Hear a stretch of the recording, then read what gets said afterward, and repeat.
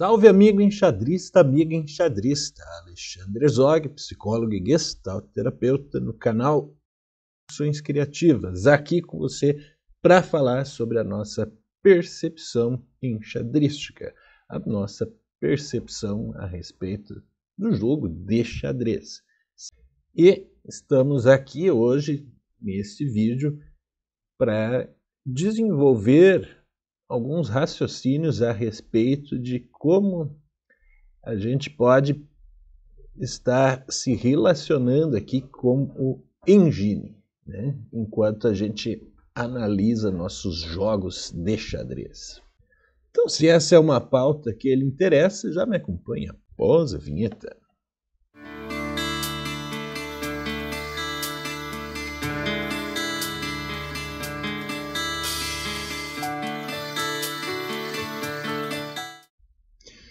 Certo? Então, isso que você vê ao fundo é a tela do Lichess no modo análise de partida. Temos uma partida que foi jogada no ritmo 5 minutos, né? E nós vamos estar dando uma olhada aqui no que a engine diz sobre os lances e vamos estar contrapondo com o que um dos jogadores envolvidos, no caso eu, né, pensou e sentiu durante a partida, e a gente vai procurar estabelecer um diálogo, né, entre o humano e a máquina aqui. Aqui, diante de uma abertura inglesa, as pretas responderam com C6, que é um lance comum nas estruturas de abertura Caro-Kann, e seguiram com o peão D6 e o cavalo D7 aqui, talvez uma forma, inclusive até bem desenvolvida, enfim, é uma forma que possa até existir na literatura do xadrez. Eu confesso para você que eu não conhecia essa forma de jogar. Então, segui colocando as minhas ideias habituais de jogo dentro da abertura inglesa, que estão em consonância com o que normalmente na literatura se diz a respeito desse tipo de jogo, né?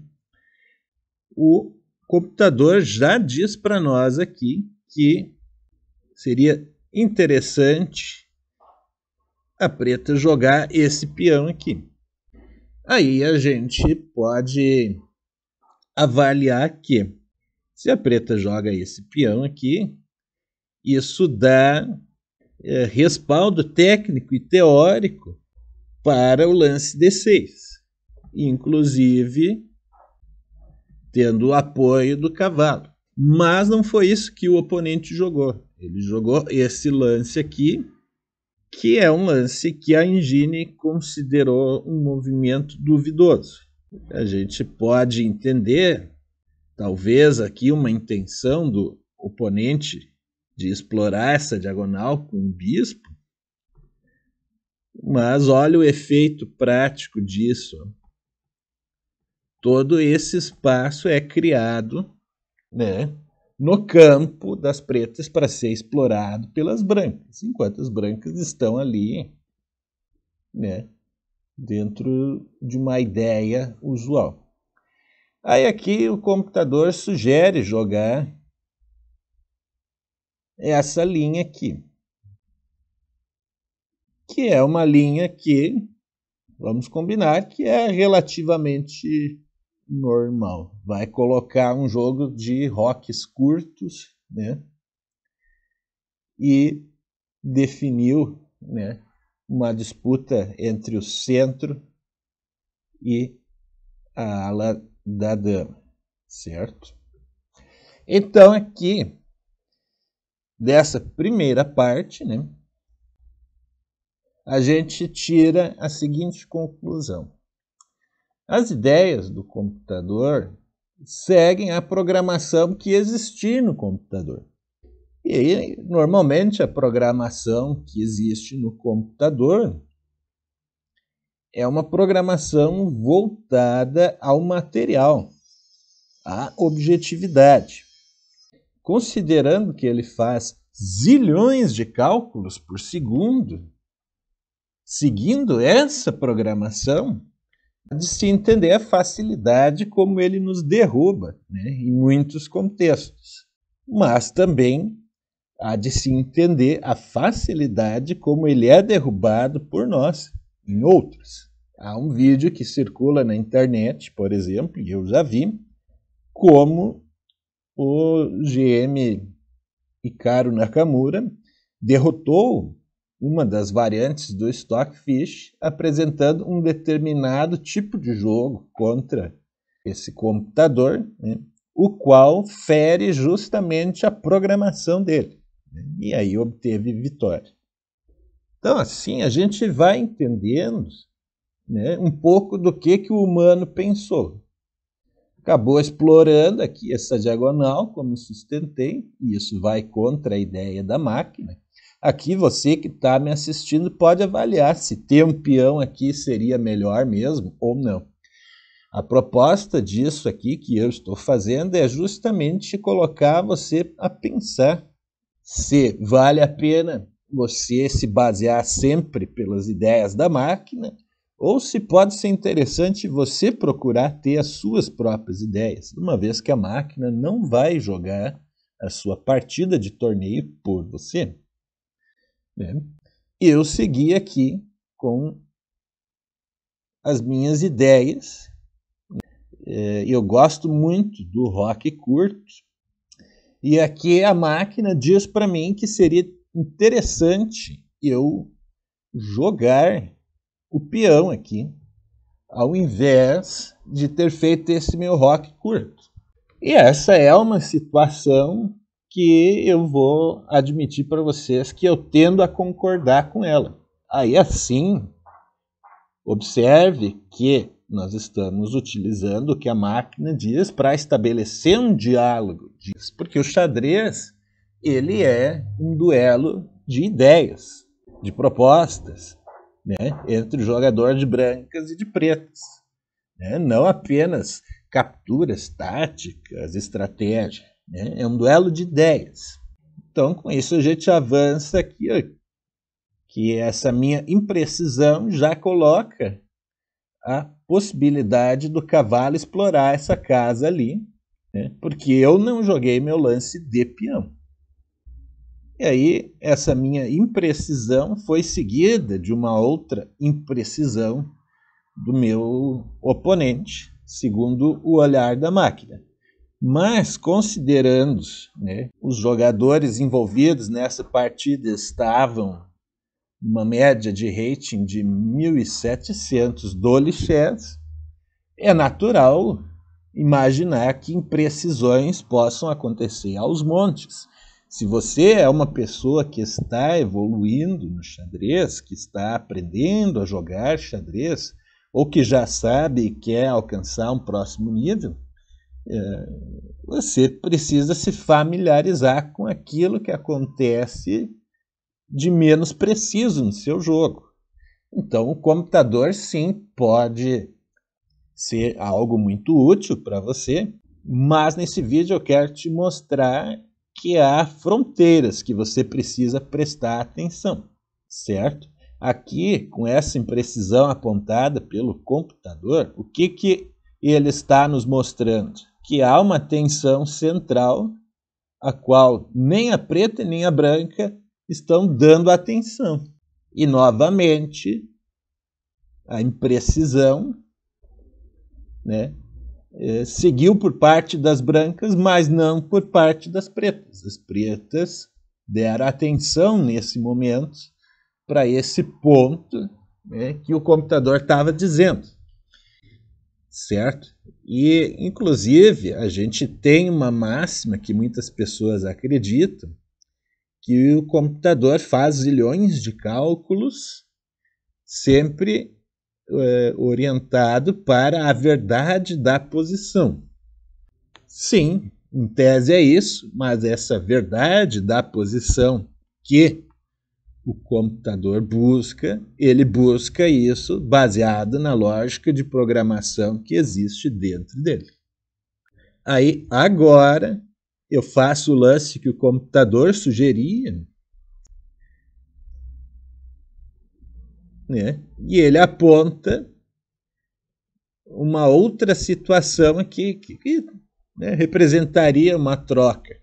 Né? A gente consegue entender, se a gente colocar o lance do computador aqui, ó, vamos testar a variante do computador.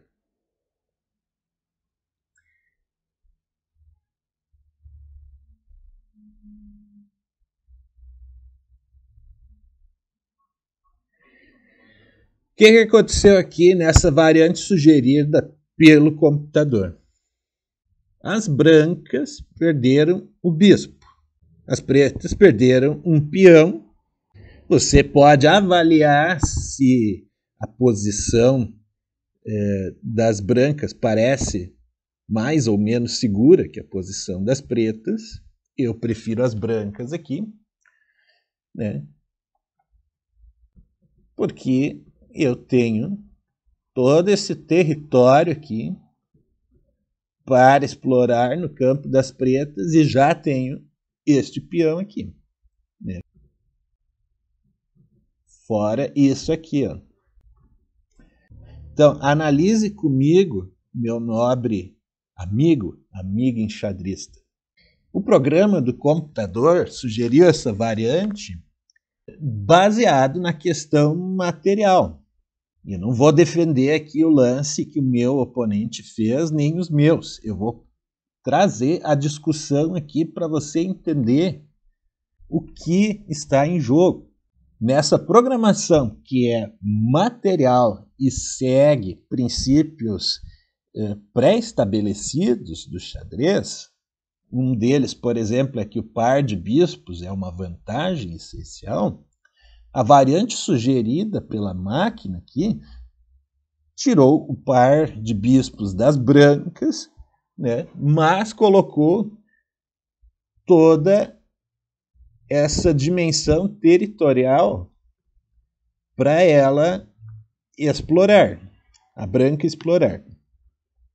De modo que a gente não pode ter certeza se isso foi bom ou se foi ruim. A gente só sabe que as brancas não têm mais o par de bispos, certo? A gente não pode ousar dizer, por exemplo, nessa variante que o computador sugeriu, baseado no cálculo bruto, se todo esse espaço que existe para a branca explorar no campo das pretas, se isso é realmente uma debilidade. A mim, parece que sim, uma debilidade. Então eu entregaria meu bispo bem faceirinho. Então perceba, meu amigo, minha amiga enxadrista, que embora se acredite numa verdade única da posição, o xadrez ele é muito maior do que isso, certo?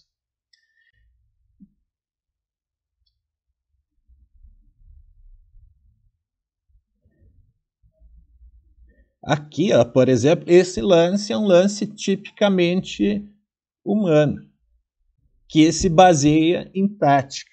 Ó, veio aqui a proposta, né, do ataque duplo e o computador me dá vantagem material aqui, ainda que eu venha a perder esse meu cavalo. Aí repare nesse nosso diálogo aí que estamos travando com a máquina enquanto tentamos entender o jogo. Repare como está a posição de cada um,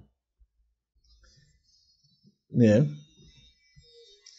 As pretas têm tudo isso aqui aberto.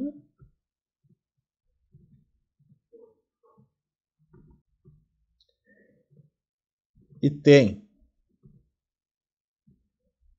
uma dupla que ataca isso, esse ponto aqui.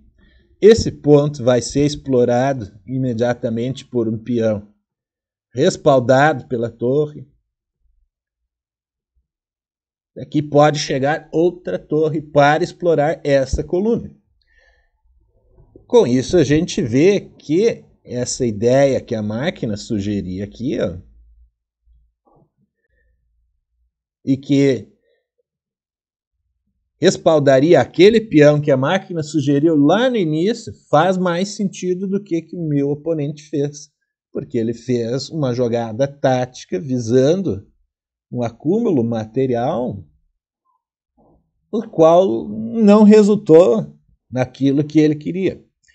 Então, observe desse nosso diálogo com a máquina, né, e com o oponente, que a natureza da proposta faz diferença, né, a nível de resultado nesse jogo. Porque o xadrez, embora muitas pessoas neguem ou se esqueçam, ainda é um jogo de estratégia, certo?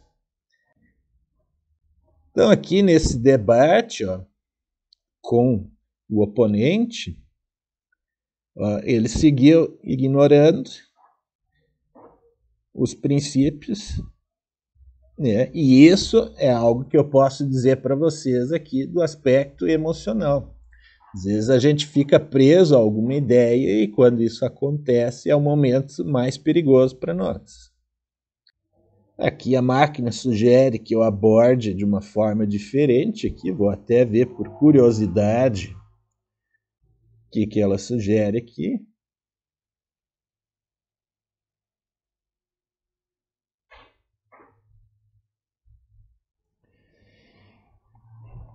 E aí você pode ver, ó, 3, 4, 5 contra 3 peões.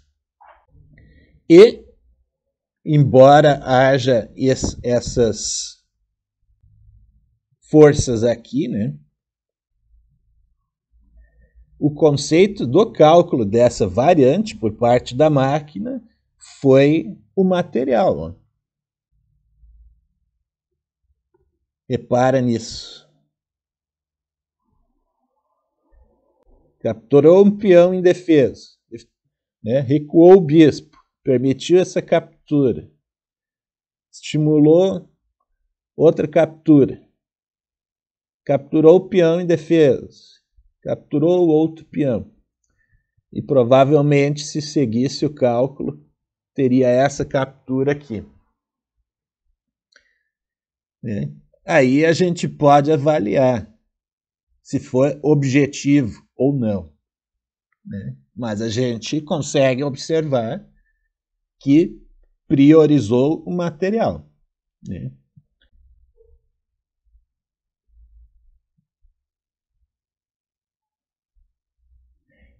Aí aqui certamente foi um erro. A máquina sugere de novo um processo assim.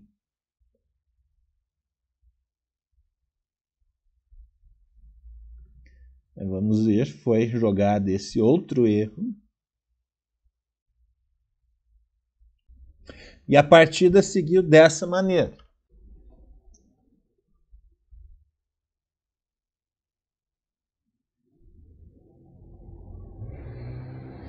E aí você vai vendo, né, que os erros que a máquina aponta, ela também os aponta baseado naquela programação.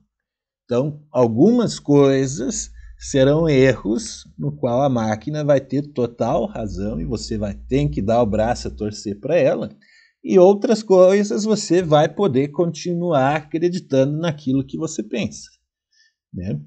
Por exemplo, ela sugere que jogar a torre aqui seria melhor, e a gente pode entender a razão disso. Uma ação que a torre faria aqui seria muito mais efetiva do que esse cavalo que eu coloquei. Né? Mas o que eu fiz aqui estava se baseando nesta casa aqui e nessa coluna aqui. Então, por isso, eu não joguei a torre. Né? E nós temos que nos lembrar que é uma partida de 5 minutos, essa que está sendo usada como exemplo aqui para embasar essa reflexão. Né? Então, nem sempre longos processamentos de cálculo vão existir nesse ritmo. Inclusive, grandes mestres não recomendam análise de partidas nesse ritmo, baseados no argumento de que há pouca dedicação para os cálculos, né? O que não existiria, né, numa partida de xadrez clássico. Né? Uma partida de xadrez clássico, você tem tempo suficiente para se dedicar e fazer um bom processo de cálculo, e nesse ponto eles estão super corretos, né? A nível de evoluir o jogo, não é tão assim recomendável, né, analisar partidas de 5 minutos sob esse prisma aí, né? Mas aqui para eu produzir conteúdo para você, é suficiente para a gente ver os temas. Né? Aqui nós já estamos vendo tantas coisas nessa partida, por exemplo. Aí, a partir do que se vê aqui, né, se pode tomar decisões mais específicas. Né? Por exemplo, eu era de olho nessa combinação aqui, que acabou se manifestando, e o oponente defendeu dessa maneira, uma maneira complicada na minha visão. E agora, nesse cenário, a gente consegue abstrair algumas coisas. Todo esse território, que se manifestou de diversas maneiras, né? Seja nas variantes calculadas pela máquina, seja aqui no que a gente estava vendo com o nosso oponente, ó, está aqui a ponto de ser explorado por conta dessa sequência de lances menos precisos. O que eu quero trazer aqui para a nossa pauta? Enquanto você estiver nesse nível que eu estou aqui, 1700, ainda que chegue nesse ponto de 2100, 200, 300, 400, você continuará diante da possibilidade de cometer imprecisões e erros, porque eles fazem parte do xadrez, e às vezes eles são condicionados por emoções, né, que desvirtuam nossa percepção. Inclusive, nosso mais bem ranqueado jogador do planeta, o Sr. Magnus Carlsen, que nunca falha a princípio, pois ele é um homem de gelo, quando falha, tem cometido falhas, inclusive até com maior frequência recentemente, falhas bizonhas, bizarras, entregando peças inteiras para o seu oponente, coisa que ele pouquíssimo fez ao longo da carreira. Né? Então, inclusive, até é mais comum ver pessoas entregando peça inteira para o Magnus do que ele fazendo isso. Mas tem acontecido.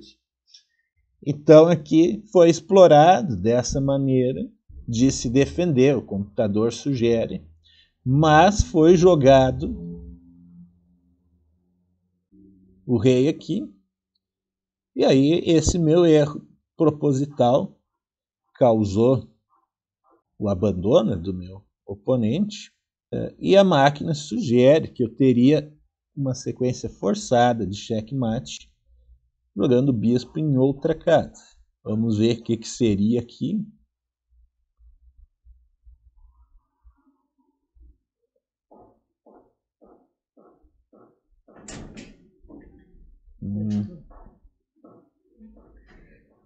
Uma sequência que faz sentido, mas... Né, e também se baseia nessas lógicas de programação do computador, muito específicas e materialistas. Então, guarde aqui desse nosso debate entre o homem e a máquina o seguinte: né?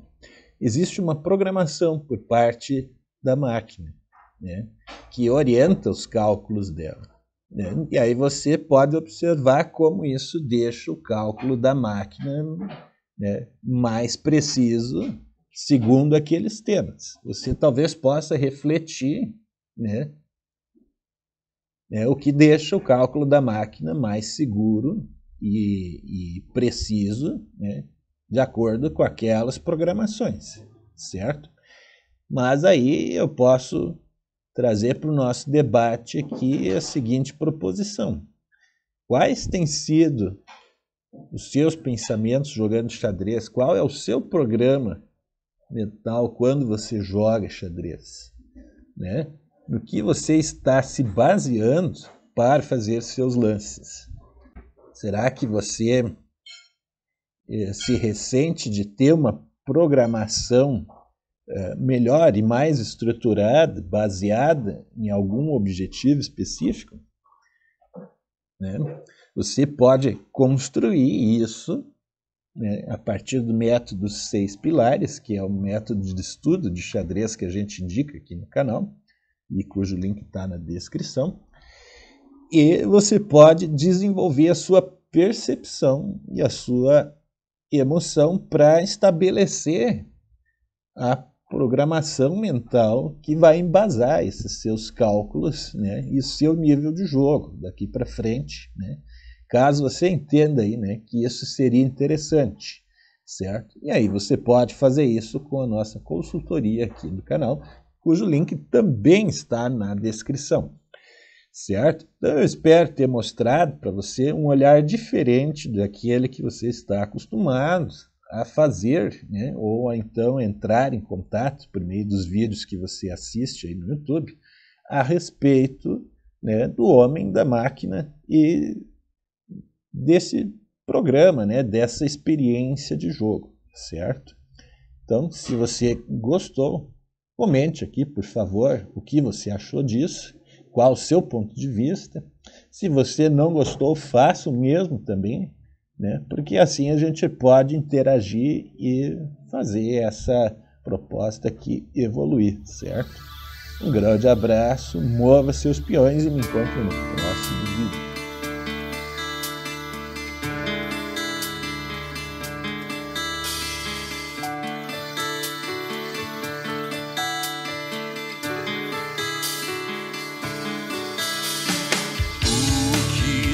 Da vida, se nem sempre nela estamos.